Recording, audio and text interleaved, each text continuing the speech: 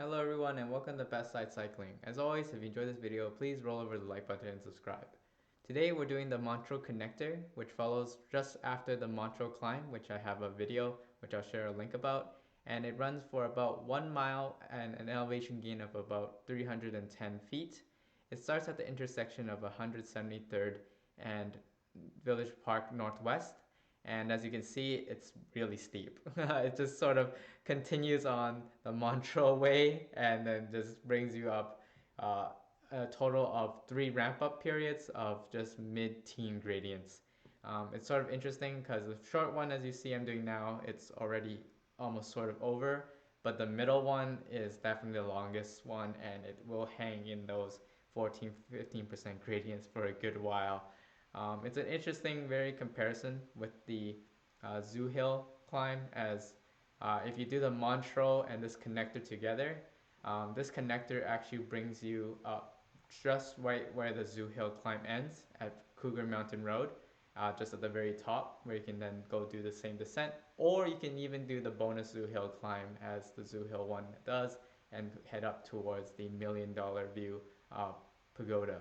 So now I'm in sort of the second ramp up period, the main one, and I'm just out of the saddle, giving it all I got, trying to make it through it. The toughest part about doing this climb is that you do it right after the Montreux, which is also very similar to a profile where you're going into these 15-16% gradients. This comes at a very stark contrast to sort of what the Zoo Hill climb brings. Both of them in total bring you the same amount of elevation, but this one's just a lot more sort of steep, chill, steep, chill. So depending on the type of rider you are, that could be really draining. For me, I actually prefer doing the Zoo Hill just because I feel like it's very steady, 8-9% gradient whole way, as opposed to these 15% ups, and then goes actually to flat. In this instance, you'll see coming up, and then again, really steep. So I definitely think they're both of them are awesome climbs to do, and they have their own pros and cons. But if you didn't do this connector, you would be continuing along Village Parkway, and you'll end up at Lakemont Boulevard, but not really at the top of the hill of Lakemont Boulevard.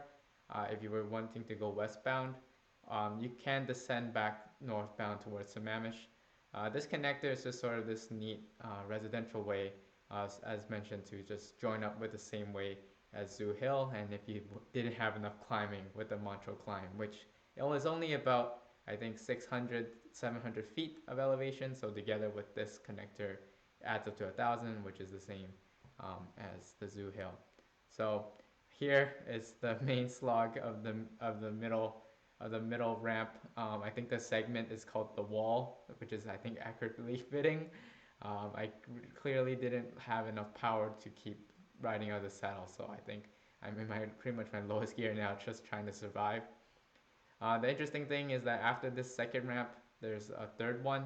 The third one isn't nearly as long, but it's also the steepest.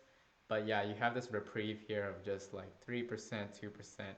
And the interesting thing about these climbs, or at least this climb, is that because the contrast in gradients is so stark, you can really tell when the climb starts and ends. So I think that's sort of a neat sort of benefit. Like, it's a bit daunting at first as you ride up the hill and you just see sort of physically a wall in front of you, but it's really satisfying to just see it where it ends and knowing you can make it there.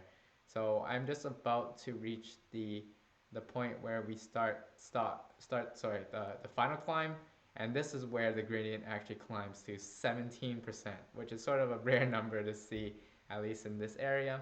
I've definitely seen the really short 20% all around Seattle, but feels a little bit more sustained than that. So definitely give it a go if it's something you're interested in doing, and compare it with the Zoo Hill climb, which I know is a lot more popular than doing this route in particular, just because it's not on a major road. But as you can see, the road surfaces on this is perfectly apt. Super low traffic route. Road is super wide, so I don't think you'll have any trouble even with any cars. The main thing you just gotta do is keep pedaling and staying upright. So definitely watch what gears you're bringing into this, as I know getting into those mid-teens is sort of hard for anyone to keep pedaling. But anyway, this is the shortcut that leads you into the route into Cougar Mountain Road. That it's the ending of Zoo Hill. It's really neat. I'll have a link below with the Strava segment to make sure everyone can navigate this properly. Though you can probably see from the map up there and get an idea. And then from here, you can do the descent. This is the Cougar Mountain Road climb. It's going the other way from the Zoo Hill, meeting back up. It's a really nice descent for a few reasons. The road surface is good. There's a bike lane the whole way. This road is fairly less trafficked than something like Lakemont Boulevard. So, and lastly, the corners and bends themselves are not that sharp at all. So even for someone like me who isn't the best descender, I've had no problem sort of navigating this. So I think this is probably one of the better ways to go down. You probably do not want to descend down Zoo Hill in comparison, mainly just due to the sharp hairpins and the sort of bad road conditions. Some people might fancy it, but it's not for me. The other thing about descending Montreux is that, yeah, you're gonna go really fast. So I mean, for some, that's great. For me, I do like these sort of more gradual descents. So this is not one of the best ways to go. One of the best ways to go down for me personally. But yeah, I'll just leave this here. And other than that, comment below if you've tried this special connector before or you want to give it a try. Let us all know how it went. So with that, I'll see you guys in the next video.